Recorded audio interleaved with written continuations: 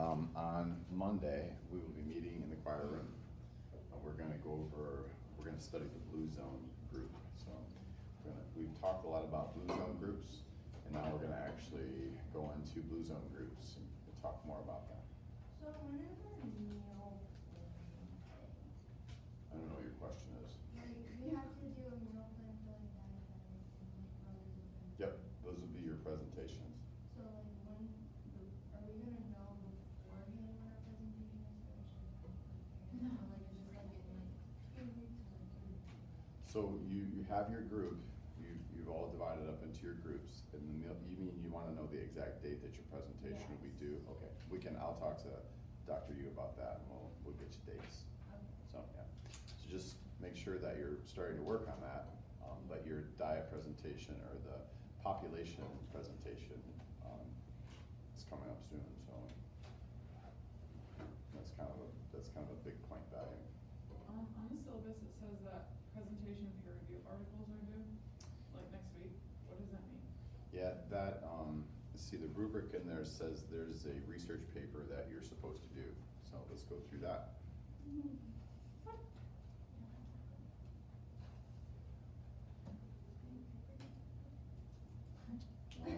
Let's see. It's so funny that like, for some reason. Let's go on to syllabus. It's so funny.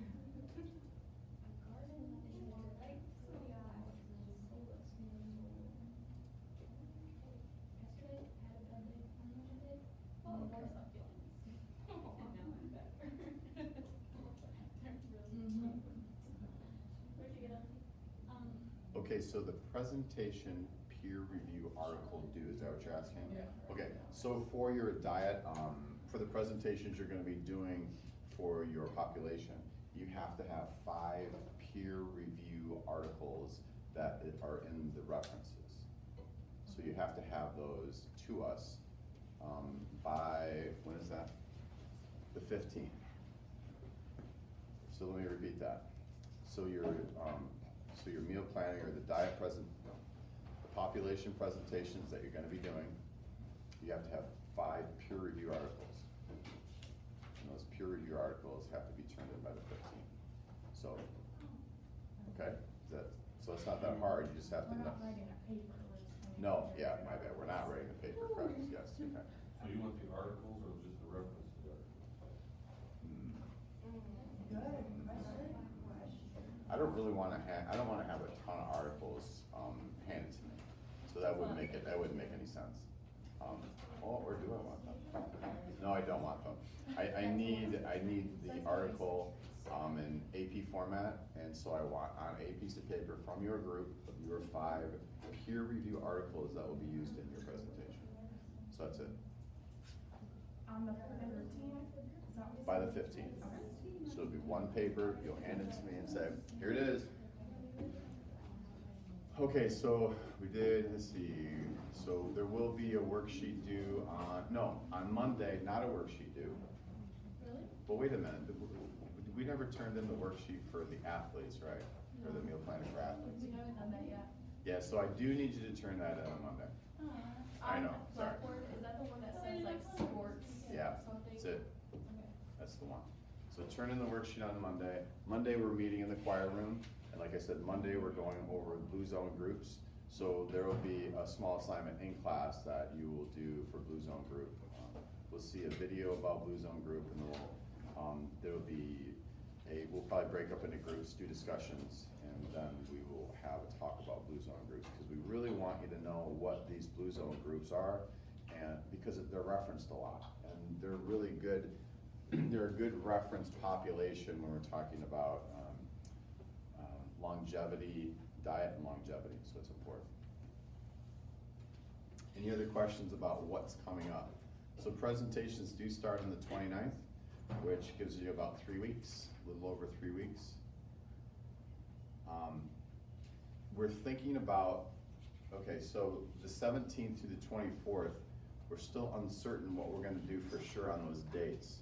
Our presenters have backed out, so we're trying to do some replacements. Our idea is we want everyone to be able to do a complete kind of health analysis. Have maybe about 15 to 20 different tools for health analysis that are natural, holistic way of doing it. Everything from analyzing your poop and your urine to looking at your fingernails to looking at the color of your eyeball or what's happening with the whites of your eye, all this stuff. There's a bunch of Ayurvedic stuff. There's all these different ways to analyze the body to see how it's performing and how it's doing. Thinking about doing that so you guys can analyze each other, talk to each other about your poop and everything else, so that would be good. Yeah. So anyway, we're thinking about doing that because we want to give you guys tools to be able to take out there and to be able to analyze other people. The reason we want you to do this more holistic way is because if you don't have access to sending someone off to get blood panels for everything, there's another way to look at the body systems and see how they're working. So just another way. One thing about Western medicine is that here's the spectrum of kind of care, and a lot of times Western medicine dives into the deep end and thinks all the worst things first. So they'll do all the tests and they'll do all this medical stuff, when actually if we would have backed up and started way back here, we probably could have got most of it done with the simple stuff rather than jumping into all the heavy tests and all the medicines and everything. So, all right. So we've got presentations and then a final exam. So let's see. So there'll be lecture next week, and that's pretty much it. Lecture will be next week, and then we're into just some different presentations. Yeah. I was going on Blackboard to try to find the homework assignment for Monday, just so I knew like where it was and what it looked like, but it's not on here. So what assignment for Monday? Meal planning for athletes. Okay, let me pull it up right now.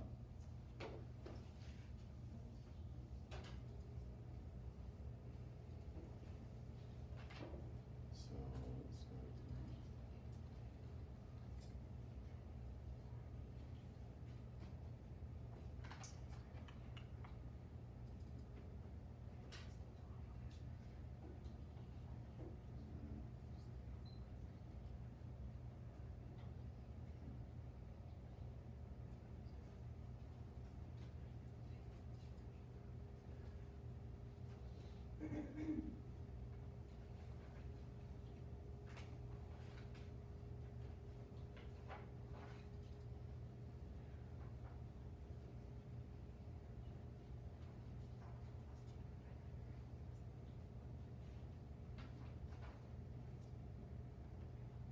Sophie, you said that you saw sports I nutrition. thought I did. I don't see it anymore. Huh. So should we just do that one? Someone I magically looked getting at into her- my work Blackboard and erasing things.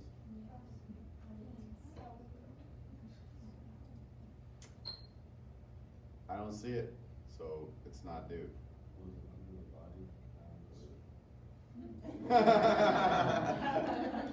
You guys are horrible.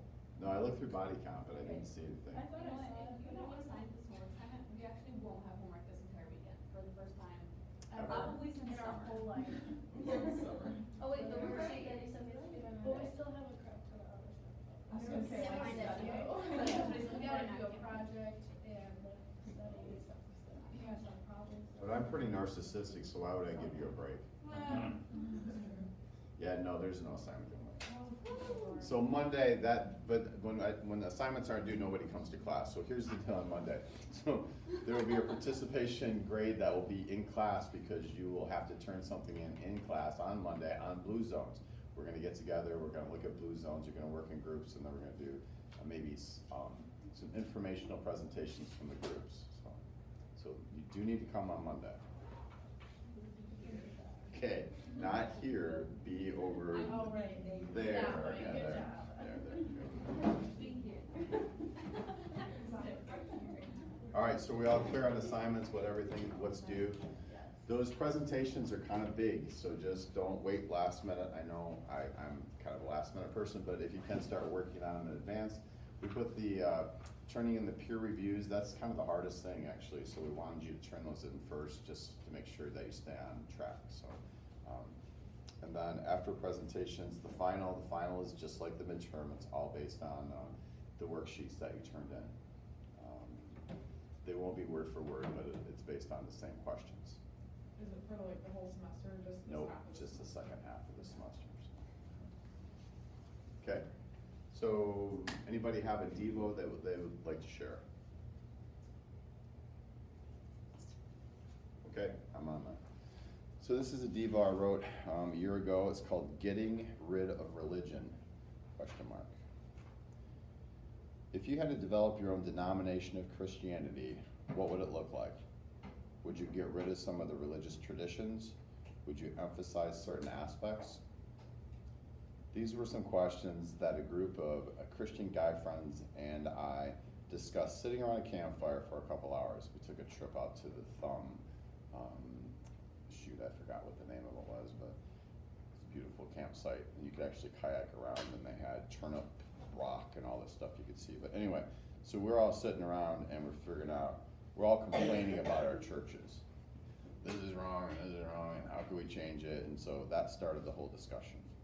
So one thing we all decided was that the focus of our new church would be Christ's teachings, and that's where the commonality stopped. Everyone had their own ideas about music, building or no building, who would be the preacher, what the qualifications of the preacher would be, and many more. It is not easy to put a new denomination together. Everyone is on their own spiritual journey. Differences lie with commitment, depth, belief, type of relationship with their Creator, and so on. If everyone has their own spirituality because of their own personal relationship with God, how can people come together in agreement to follow a current or start a new denomination? The campfire discussion ended with no consensus. So what if we were to get rid of religion? No religion, just Jesus' teachings.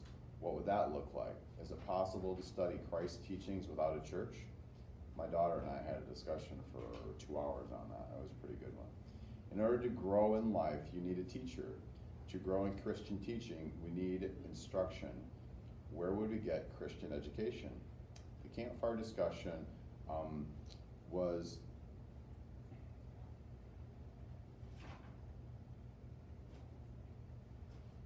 the campfire discussion basically it ended with no consensus, and everyone was a little bit dissatisfied over how it ended because we couldn't all come together on it. So I don't have the answer for how to start a new denomination. I don't know if we should get rid of religion. When Jesus came back, was he really trying to start a religion? What was Jesus' intentions? Obviously, he was coming back to save us, to erase our sins, and also to break Satan's grip on us through death, and to take the keys of death from Satan. And then beyond that, I think he just wanted us to have a close relationship with our Father in heaven. So I think that was it. So I don't know what a religion would look like if we didn't have religion and we just went by Jesus' teachings. I think it's really impossible to try to do that. And we found that to be at the campfire for about 2 hours of discussion. So just something interesting to ponder. Do we need religion? My grandfather died, and my grandmother died, and for almost 1.5 years, she visited me after she died. She walked up the steps in our house, and you could hear creak, creak, creak, 3 creaks, and then she would be at the end of our bed, my wife and I, and freaked my wife out, but I finally figured out who it was. And she just came and she just kind of hovered at the end of the bed for about 1.5 years. She visited us regularly. And at first it was kind of creepy, but then after I figured she was just kind of watching over to make sure everything was okay. So it was kind of cool. And then like 1.5 years in, she was gone. And then, so I thought when my grandfather died, he's gonna do the same thing, because I was close to him. Nope, he didn't come and visit me at all, but he visited my uncle. And he told my uncle, who is not religious and he's not Christian at all, he came and told my uncle that where I'm at right now has nothing to do with religion. And I thought that was a weird thing for him to tell my uncle, and my uncle passed it on to me. So anyway, it's all inconclusive. It's up to you guys to figure it out. So here we go. Our Father in heaven, we bow our head and we give thanks for all the blessings that you bestow upon us. We do know that Jesus Christ is our Lord and Savior. We do know that you are the creator of the universe and you are our Father. and we do know these things to be true. And help us just to understand the truth that you'd want us. Help us to understand your will, and help us to do what you would want us to do and fulfill our ministry and purpose on this earth. We say this in the name of thy Son, Jesus Christ, amen. Okay, here we go. Today is not a really, it's not real long, and it's geared for sports nutrition, so this is definitely geared for health, exercise, science guys and girls, okay? But, I mean, we have a lot of nursing people in here, so really, if you flip this and just think, this doesn't have to be sports nutrition, this is just general population, and if they decide to do even heavy activity, go out and chop wood, or they enter into this type of heavier activity than what they would normally do. So you can kind of switch your mindset, and it doesn't have to be just sports nutrition. Okay.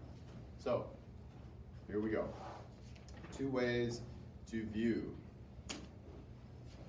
Like I was saying, we can switch our mindset here. So nutrition for training, nutrition for competition, nutrition for patients, progression, nutrition for patients' recovery.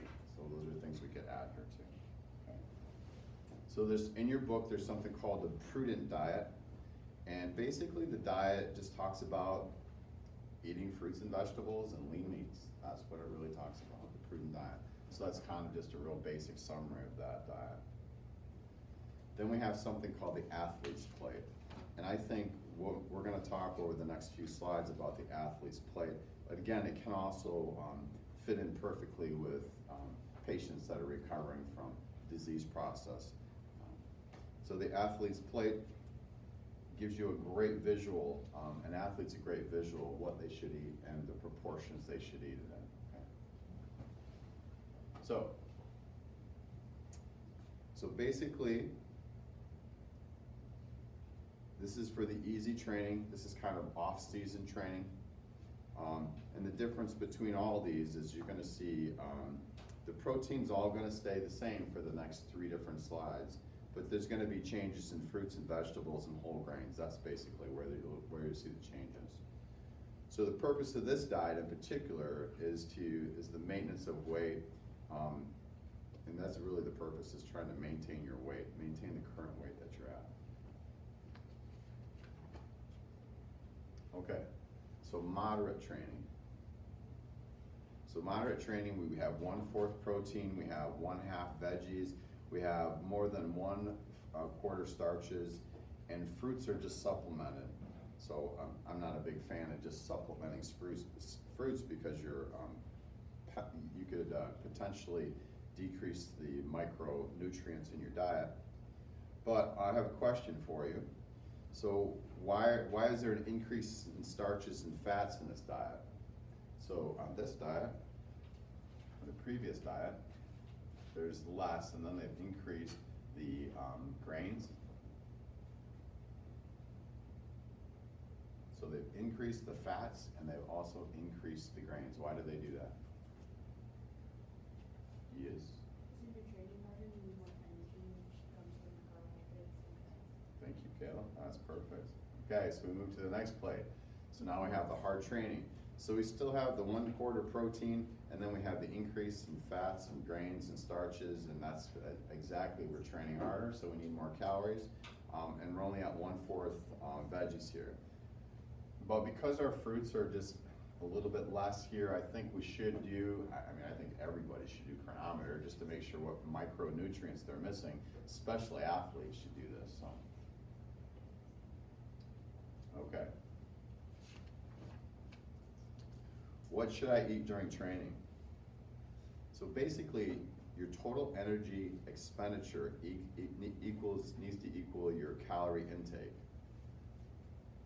So basically, meal plan will provide nutritional needs, but you need to be scientific about it, like I've been preaching to you guys, which you're going to get so sick of me. You have to be scientific about this, because we're smarter now. You're smarter because you took this class, and you know that you need to figure out what truly you're missing from the class, or missing from your macronutrients and micronutrients.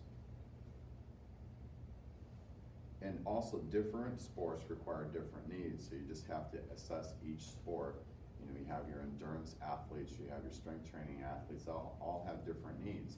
So again, you need to be able to scientifically assess what their needs are. So you need to scientifically test them, which you can do it easy and free, which is chronometer.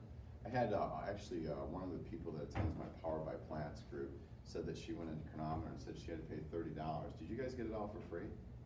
There's a free version and a paid version. The paid version is like $2.99, right?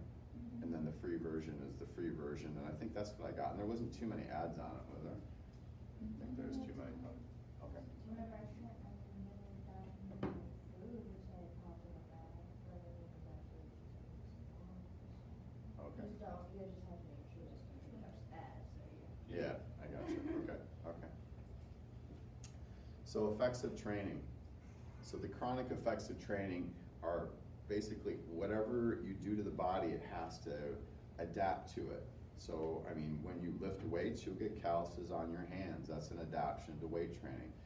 When you train more endurance, your cardiovascular system will have to adapt to that. There's the adaptation to chronic training. It's normal, and it needs to happen. So one of the examples here is distance runners will increase hemoglobin content in the blood, which will require increased dietary intake of iron. Yes? So, so you said that calorie intake needs to equal your total energy expenditure to Correct. maintain weight? Yes. So if you're like in an off season and trying to like gain Yeah. muscle, would your calorie intake need to be like higher? than- Absolutely. Yeah. And you just need to remember, yes, you do. So if you're increasing calorie intake, again, you just want to stay with your nutrient-dense type of foods, and you just want to hit that, and we're going to get to this in a second, your protein to carbohydrate ratio. You want to make sure you try to hit that ratio. Okay? That's where you do off-season when you're trying to bulk, is that's when you really want to analyze protein intake. That's going to be important. As an athlete or a patient, when should I eat? And again, instead of talking about training, you could also talk about the patient's going to go to PT or the patient's going to go out and do their walk. It all fits in together. So just kind of nursing people, just kind of keep that in your minds here. So research shows carbohydrates and protein before and after intense workouts speed tissue recovery. They've done quite a bit of research on this, and this is true, and it's effective to do it that way. So the ratio is 3-to-1 to 4-to-1. And I believe on the exam, we test it as a 3-to-1 ratio. Okay, so when we put it on a multiple guess question on the final exam, and if there's a 3-to-1, or I don't think we even put a 4-to-1 on there, but if it says 3-to-1, that's the one you're gonna go with. Okay, so 3-to-1 ratio is the correct answer. Got it? Everybody knows what that means, right? Okay, so pre-competition. Okay. So your stomach needs to be fairly empty when you're doing competition, so you need to eat about 3 to 4 hours before competition to eat your larger meal, okay? So you need to watch what you eat though, because a lot of foods will create gastrointestinal problems, and that could then, affect or interrupt your training or your event, or it could interrupt your PT or your OT or whatever activity that you're doing. So just like anything, so avoid beans, spicy foods, high fiber foods, just like that, especially for athletes when they're competing. So, and you really need to learn what your body reacts to. There's a learning curve to know what to eat. So you just kind of need to be a little bit awake and aware of what you eat. I think this is common sense. But I've realized that over teaching and even the Powered by Plants group, that common sense doesn't always really happen. And you actually have to tell people kind of what common sense is. So one of the things to do is you do have to learn this. So for instance, I went vegan, and so boy, I should not have any problems with foods anymore. Well, no, I still have problems with chickpeas, and I still have problems with all kinds of stuff, even in that diet. So you just have to learn in that diet, there's still gonna be things you react to.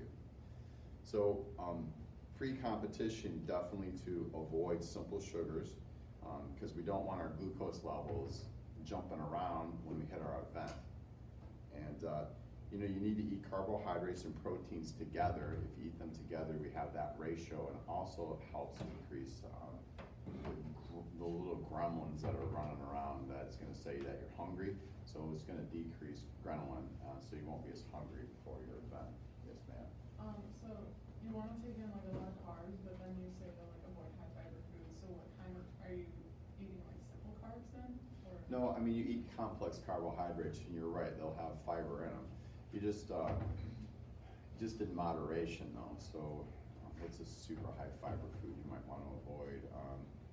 You know, like probably going into like salads and stuff like that, maybe a little bit more high fiber than just going in and eating an apple or that type of carbohydrate. So you still want complex carbohydrates because you want that slow release to maintain blood glucose levels over time. But that is a good question. I'll think about that one some more. So you're right, because that is contradictory a little bit. Don't eat fiber, but make sure you have complex carbohydrates. Another thing pre-competition is you just want to make sure you're hydrated too. And we're going to talk about hydration too, because I've got another conspiracy theory thing going on about hydration. So, yes. What's the, I don't know, like if every school did this, but like before we had like competitions like soccer games or swim meets, like we would have pasta parties. Yeah. Is that for more of like post-practice or pre-competition? That's okay. So let's go back to science now. I always want to reference science again. So we have glycogen stores in the muscle. We have glycogen stores in the liver, right? And those are going to probably be some of the primary things that we're going to use to burn fuel, to use as fuel to burn to do our sport. So we want to make sure that those levels are at the highest they can be. So by eating that carbohydrate, that high carbohydrate meal, you know, even 12 hours before, we're replenishing those supplies. So we have our big train. Well, no, normally like the day before competition, you're not really training hard, and maybe some light stuff. Then you do your carbs, so that may be like 12 hours before your event. So then you're replenishing. So that's kind of the idea behind it. That was the science behind it. Even back in my day, you know, 100 years ago, that's what my coach told us to do. Go home and eat like this much spaghetti before football. It's like before the game. So, okay. So that's the reason. It's just to increase stores of glycogen. Well, like how far before? Because like if I were to go and eat a big plate of spaghetti an hour or like 3 hours before a volleyball game, Yeah. I'm gonna feel like crap. Yeah, no. So you preload like the big meal. Okay. So for instance, if you're competing in the morning, you're gonna preload like a dinner. Okay. Okay. So if you're gonna compete in the evening, you may try preloading in the morning. It's like 12-ish. Yeah, I would say to do your big meal. And then the 3 hour before you compete meal is gonna be a more normal meal, but still you wanna have a regular meal with your carbohydrate to protein ratio, just to make sure that you're not hungry and that the blood glucose levels are fairly stable. So we want glucose levels in the bloodstream stable, and at the higher ranges, we want our glycogen stores increased so we're ready for competition, or we're ready to go out and cut wood, or we're ready for our PT, or ready for whatever. See, I'm trying to shift it over there for nursing. Okay, good. All right. So your eating schedule. Morning events, and this talks a little about the night before, high carbs, dinner, morning, light breakfast. Afternoon events, night before dinner, and morning breakfast, high carbs, light lunch. So just see how that goes. It's like, yeah, it's kind of like 8 to 12 hours out that you have your bigger meal. And then your moderate meal would be like the 3 to 4 hours out.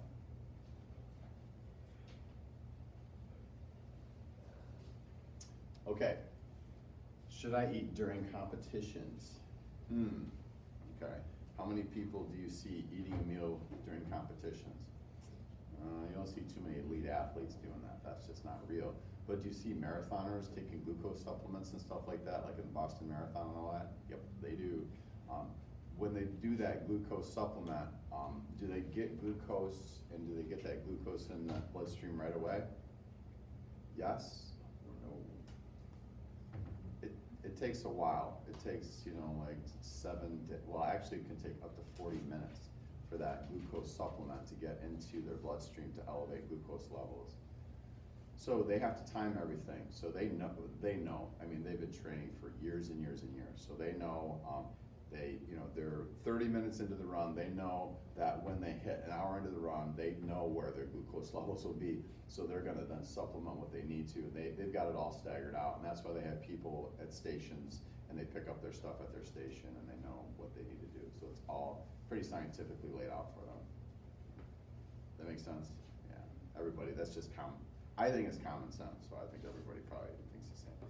So should I eat during competitions? Generally, no. You don't wanna have food sitting in your stomach undigested while you're trying to perform your event. It can cause a lot of gastrointestinal problems, and just that isn't good.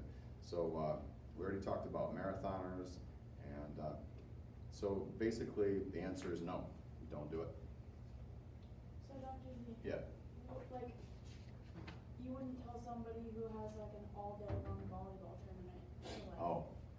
like what about something like that? Yeah, so when they're in their volleyball event, their matches, then yeah, they're not gonna be eating, but then if they're competing at 8 a.m. and then they've got another one at 1, then you might have them have a small meal in between that, just, like things like that. But not a lot of simple sugars, you don't wanna have a lot of greasy foods, all that stuff. You don't want anything sitting in there, you just want high density, complex carbohydrates, because that's what your body's gonna need to compete. So, good question though, good question. So post-exercise, what does the research show? The research shows eating a normal balanced diet post-exercise is the most beneficial. You don't need to do a lot of crazy stuff after that. So I know for like bodybuilders and weightlifters who are trying to put on a lot of mass, it is important to eat post-exercise, but that's post-training. And you wanna make sure you get like, you wanna have your protein intake afterwards in that 3-to-1 ratio between carbohydrate and protein. So, and actually it's beneficial for bodybuilders and people who are trying to increase strength to eat before they train and after they train, and make sure they get protein pre and post. And so that's like that hour before and an hour after training. That has been scientifically shown to increase, people are able to put more lean body mass on when they do that. Okay, so here we get into the conspiracy theory stuff, okay? So hang with me on this. I try not to do the conspiracy theory stuff, but I do want you guys to know there's some things out there you just need to know the other side. So what about commercial sports foods? So basically, processed commercial sports foods do not contain all the health nutrients found in natural foods and should not be used for long-term replacement. So again, they're not nutrient dense, so that's why they're not beneficial. So they may have the macronutrients, but they don't have the micronutrients needed. So all these commercial sports foods are processed foods, and they don't have the phytochemicals in it, the antioxidants, they don't have all this kind of stuff in them typically. What are some examples exactly of what commercial sports foods are? Like the sports bars and stuff like that, protein bars, all that kind of stuff. Like Clif Bars? Yes, like Clif Bars. So if you supplemented a Clif Bar into a meal, that would be okay. Because then you could add your protein in, and then you could have your carbohydrates in to balance it out, and you could do all that. But a lot of times, they're not high in, like I said, phytochemicals, antioxidants. They're not complete. They have some macronutrients that are helpful, and they may have a couple micronutrients, but they're just not that complete. So you just don't want to rely on them heavily. So, I already did this, right? Yep. So what about liquid meals? Ensure, Boost, Protein Plus, etc. What about all that stuff? Because we give our patients this stuff, right? We tell them to take this stuff, right? Okay, well what about if we told them, hey, I'm gonna teach you how to make a smoothie. How about that? So then they could take all their kale, which I know everybody loves to eat kale, and they could put their spinach in there. They could put some fun berries in there. They could put their protein powder in there. They could put peanut butter or whatever else. They could put their whatever beverage they want to put there, it's like almond milk or whatever. Blend it up, boom, you have a super high density, high macronutrient, high micronutrient smoothie that is going to probably be overall it's gonna be probably cheaper, and it's gonna have a lot more nutrients than buying one of these commercial drinks, energy drinks, or replacement drinks. I think, my personal opinion is that, as a healthcare provider now, I've kind of changed a little bit, especially with, I know my geriatric population, they just don't eat well. Because they don't have to cook for anybody. They cook for themselves. I don't wanna cook for myself, you know, so I'll just stop at McDonald's, or I'll just, you know, pick up some, you know, process this and eat it, and they just don't eat well. So, but if you teach them how to make a smoothie, I think smoothies are great for the geriatric population. They can make small amounts of it. They, you know, they can freeze all their stuff, and it'll never go bad for produce. It's just, I think it's a good fit. And so I'm gonna teach my patients to do that more and more if they're willing to do that. That's actually what I was gonna ask about, was like the elderly population, because I know like my grandma's like 98, doesn't really eat solid food anymore. Right. So it's good for people, right, that can't chew food really well. It's good for people that don't wanna make meals, that just wanna make a meal for themselves. I think it's great. Here's the problem though. Well, the generation that right now is in the 80s and 90s, I mean, they have some technology difficulties. So, you know, to get a blender and to do all that stuff, maybe just too much. But the baby boomers, I know that they can handle that. So, and I'm not a baby boomer, just letting you know, I'm Gen X, but baby boomers can handle that. Jim? What's the storage life of when you do make those shakers? Yeah, you have to eat them right away. I mean, you gotta eat them with them like an hour, because when you take raw food and you blend it and you torture it like that, I mean, it starts to oxidize. And as soon as it oxidizes, then it loses value, it loses nutrient value. So you have to pretty soon. So you pretty much, I mean, it takes, to make one and to clean up and all that, it'll take about 10 minutes.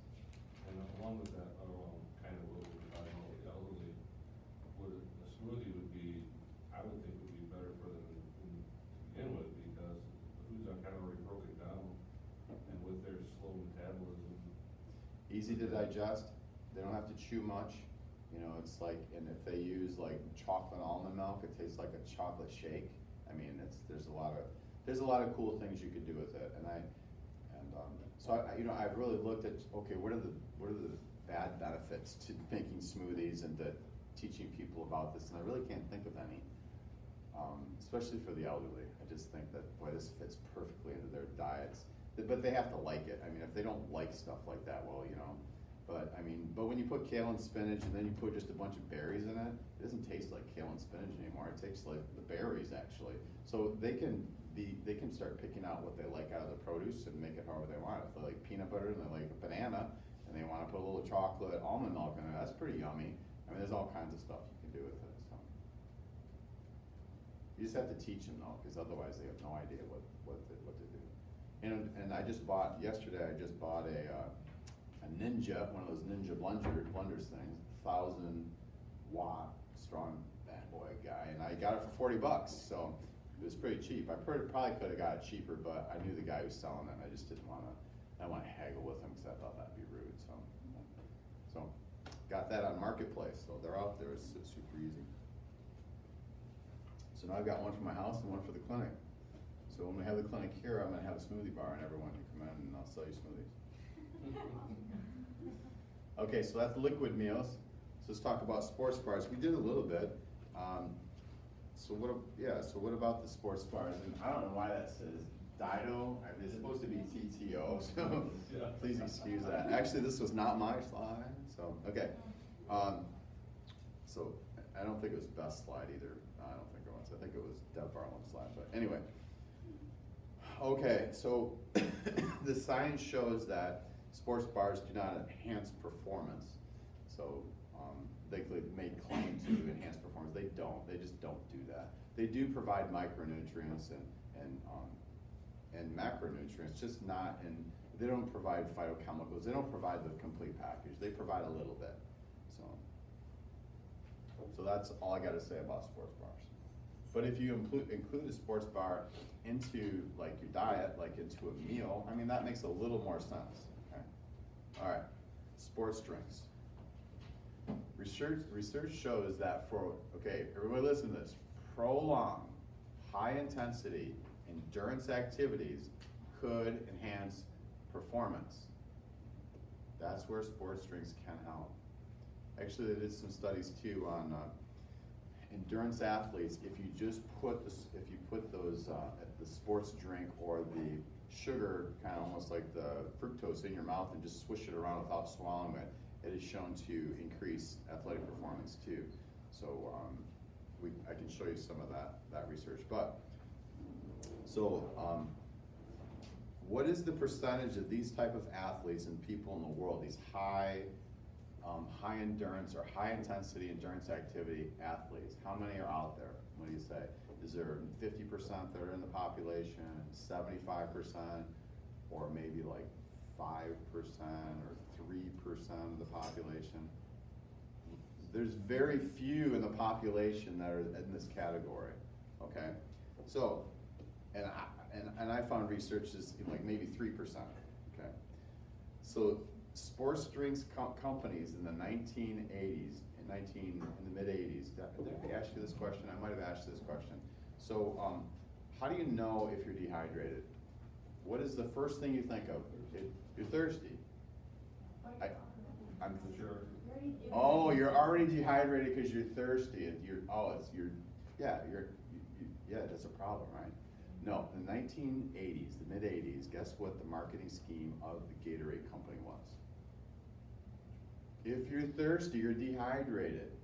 So if you're thirsty, it doesn't mean you're dehydrated, not at all. But that's what the companies want you to think. So could you be dehydrated? Sure.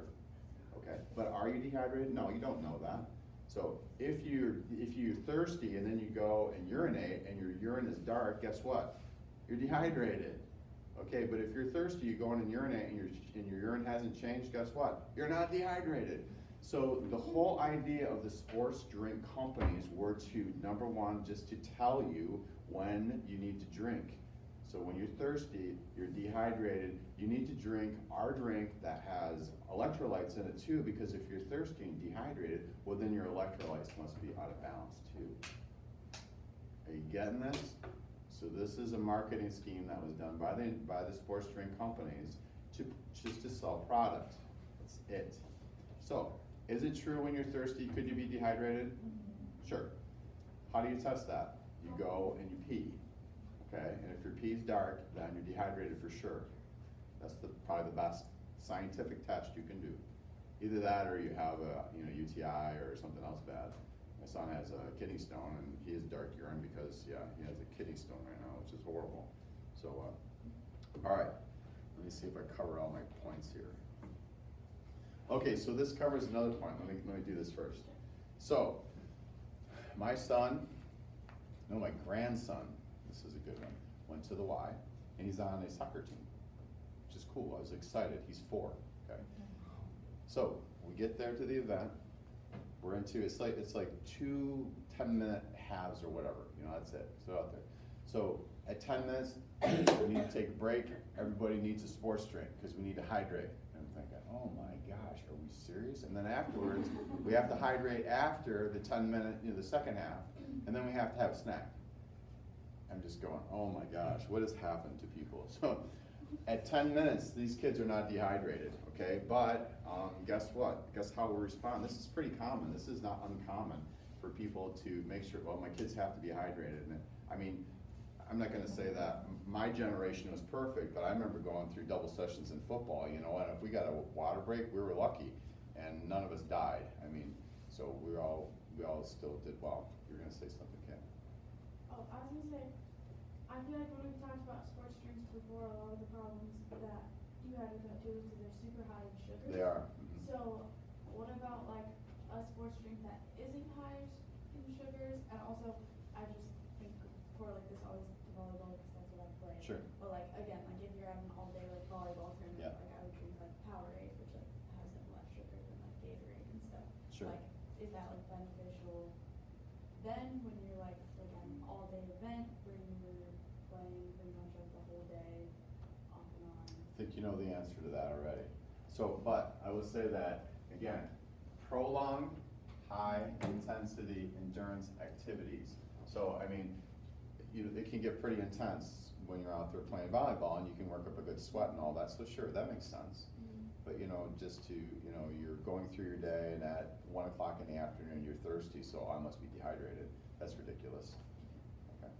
So I want us to get away from that thought that, because we're already programmed, as soon as we're thirsty, we're dehydrated. That's not the case. We may need to intake water, but we're not dehydrated. So we just need to get away from that thought idea, because it's been programmed into us by companies, which I don't want us to have that, so. If anyone disagrees with me, I'm more than open to debate, because I'm not an expert totally on this. I do have some history in this, but.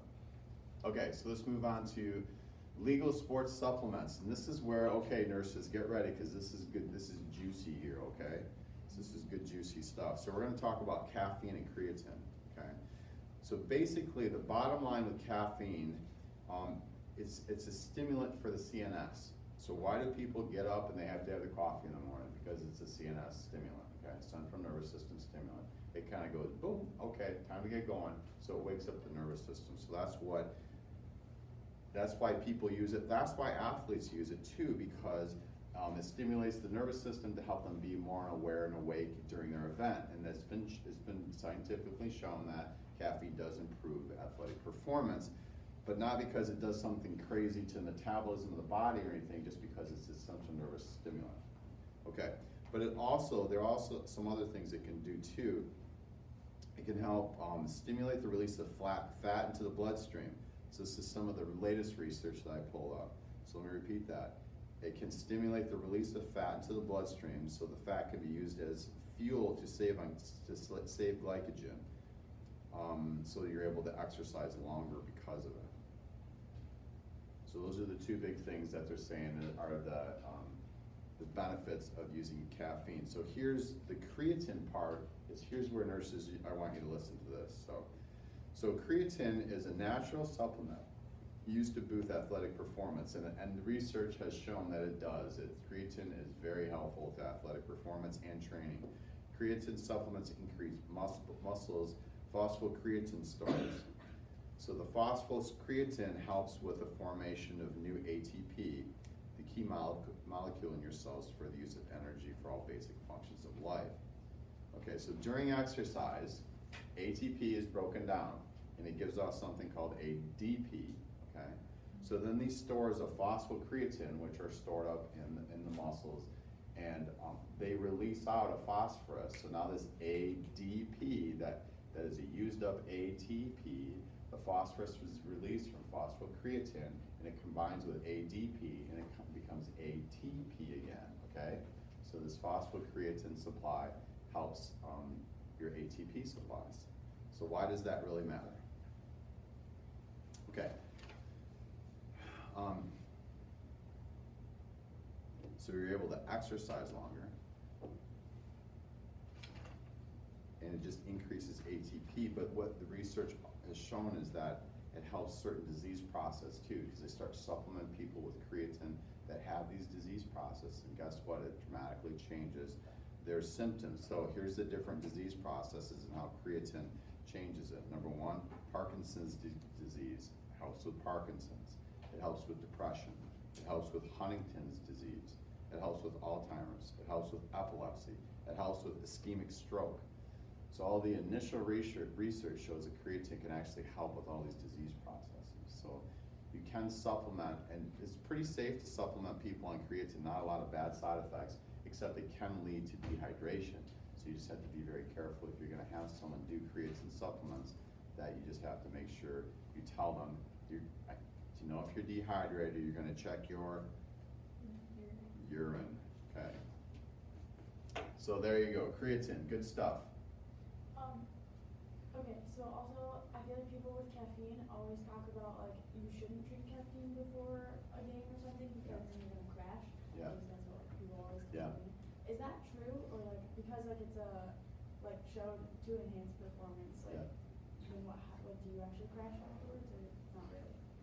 Yeah, so this goes back into how your body's gonna respond and how much. Okay, so actually there's protocols. There's a protocol for caffeine supplement for athletic performance, and I have that in the strength and conditioning certification book that have a whole protocol for that. So it depends. Everyone reacts differently to caffeine and how they crash afterwards, during. It's almost like it's a trial and error thing. They do know that it is a central nervous stimulant. It supposedly helps with the release of fat into the bloodstream too. So now you have to figure out how you're going to use this supplement to help you. So I can't give you a direct answer. I know it works. You just have to figure out how much to use and when to use it. So there are protocols set up for it though. So the older athlete. So as we get older, we decrease in our calorie intake, and mostly because our metabolism slows down, and when our metabolism slows down, we just can't eat as much, because if we do eat as much, then we get FAT, we get fat, okay? So most people don't want to get heavy as they get older, so when you talk to older people, they just say, yeah, I'm not as hungry, or I just don't eat as much because I just put on weight like crazy.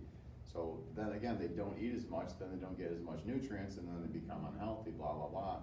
Smoothies, just saying. So, okay, so but when you do decrease your calories, you decrease your micronutrients, so they're just not getting good food. So again, you need to do a scientific study on them, have them do chronometer, which the baby boomers can do, but your other generation can't, so you might need to help them.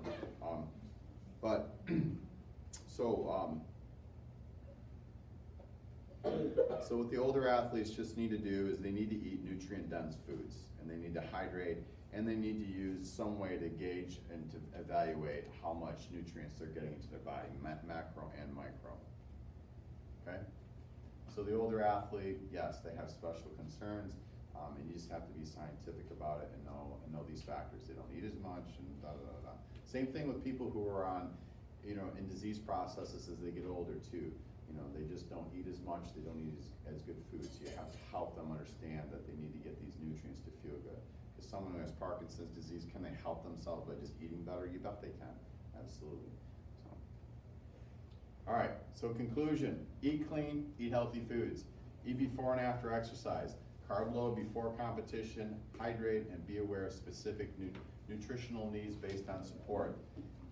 You are done for today. Show up on Monday over there, and there will be points that will be given to you for turning in work on Monday, because that we will have a little paper we'll turn in. Hello. So I can figure out a shape of the transfer for the chronometer. Okay, show me what you got. No, show me what you got. Oh, I have everything except this sheet. Oh, you know just the cover? Yes. All right, show me your crown. We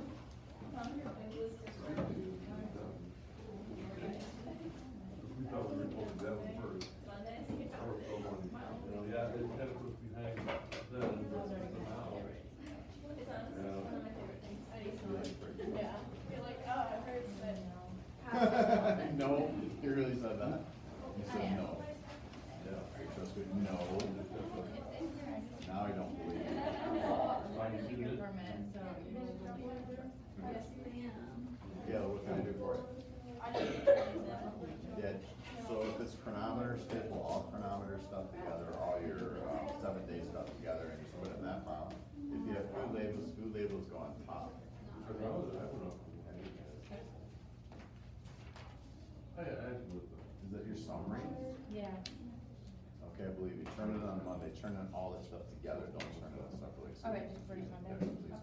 Yeah, we can. I will put a 0 in your grade, just know that once you turn it in, I'll fix it. Okay. So I have a lot of papers with my 7-day analysis because I did like screenshot everything in Chronometer because I didn't know how else to do it. So there's a lot of papers, but they all go in order. So you overachiever, you're just trying to show everybody else up? No. Yep, that's what she's doing. Are you better than me? Do not. I'm sorry. All right, I will, I'm sure everything will be fine. Okay. Thank you. Mm-hmm. So, learn anything today? Did you learn anything or did you know it all? I feel like most of it I've heard before, Yeah. but I don't know. I always like hearing things repeated because it reinforces things. And That's then cool. if I like learn more, I have new questions or I understand things better. So like there'll be like a recommendation, be like, oh, like now at this point I know why that's that way. Beth and I were talking last night about the format of this class, because we want people to read the chapter. So we give the worksheet, and we want them to read it ahead of time, so then when we lecture on it, you know, they kind of have a background of what we're lecturing about. Yeah, I like that. But the only problem is that I think that sometimes people are extremely bored.